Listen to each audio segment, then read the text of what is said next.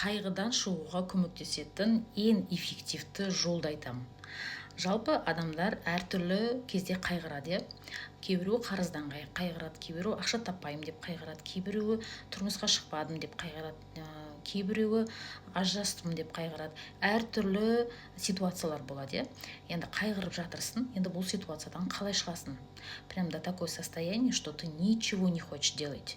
Сен жатсың, түкте істегің келмейді, қайғырып жатсың, доказывать етіп жатсың, что сенікі дұрыс, оныкі дұрыс емес, уже депрессияда жатсың, иә, шыға алмай жатсың сол осы состояниядан. Енді бұл состояниядан шығу үшін саған ең күшті көмектесетін құрал ол жаңағыдай баня.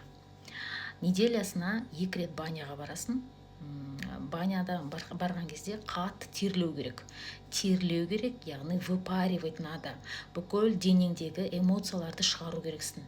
Денеңде негативті эмоциялар толып қалған, соларды барлығын шығару керексің. Және де ыстық су ішу керексің. Және де тәртіп керек, дене тәртібі керек. Таңертең 10-15 мың шаг жаңағыдай ходьба жаса.